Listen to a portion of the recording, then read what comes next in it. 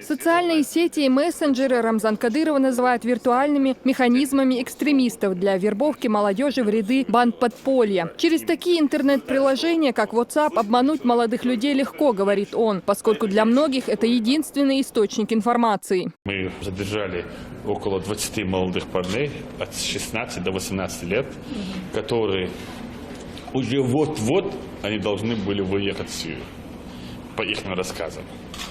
Целую создали группу, сидит главный в Сирии, на границе с Турцией. И он оттуда отправляет всякие видеозаписи, всякие проповеди. И они сидят там и днем, и ночью вербуют. И молодежь действительно думает, что они на пути Всевышнего, и мы над этим работаем. Поэтому вот я говорю, сегодняшнее зло, это в первую очередь это WhatsApp. Все говорят, что в Египте тоже через соцсети делали переворот. И Ливии то же самое, и других государств исламских делали переворот через соцсетях. Молодые люди сейчас не смотрят телевизор и не хотят читать газеты. Большую часть времени они проводят в социальных сетях, рассказывает Рамзан Кадыров. Кроме того, по словам чеченского лидера, сплетни и слухи, которые разлагают современное общество, распространяются через соцсети. Все, что негативное, что происходит, там, знаешь, всякие сплетни, неправильная информация, всякие слухи, которые разлагают общество, это через WhatsApp происходит. Мы же знаем сейчас современная техника, можно все угодно делать. Худшее, что есть, вербует молодежь. Люди не так смотрят YouTube и другие десятые, именно в WhatsApp они делают свое дело, именно в таких соцсетях. И поэтому я сегодня, так скажем, сделал такой призыв мужчинам. Я против всего того, чтобы наша молодежь сидела в WhatsApp и участвовал в всяких, небылицах.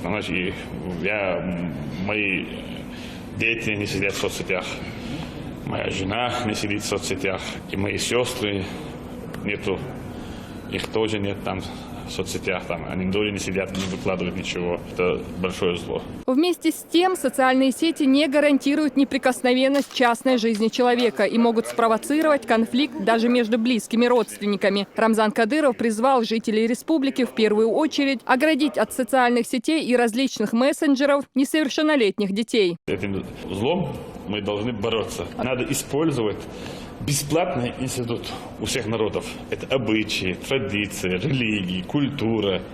Знаете, мы должны использовать все это, возобновить все это. Мы не должны равняться культуре Европы, потому что у них нет культуры. Запада, потому что у них нет культуры. По всем направлениям у нас получилось. Про похищение так скажем, девушек, как везде об этом говорили, про то, что свадьбы стреляли, все негативные явления, которые влияли плохо на, так скажем, на наши обычаи, традиции, искоренили и избавляемся. Поэтому я думаю, что и с этим у нас получится. Это WhatsApp, это уже не хуже, чем террорист, хуже, чем наркоман, хуже всего, что есть. Поэтому мы будем аккуратно, чтобы они использовали хотя бы правильно, для работы, для дела. Мы за здоровый образ жизни, мы за духовную нравственность, за правильное воспитание, за патриотизм. Поэтому нам все, что там есть придумано, мы должны все это правильно использовать. Даже муфтият наш, они начали делать против WhatsApp группы против этих террористов. И это, знаешь, хорошо получается. Днем раньше Рамзан Кадыров, общаясь с молодыми людьми в мечети сердца Чечни, сказал, что молодежь не должна жить на показ. Семейные проблемы не нужно делать достоянием общественности.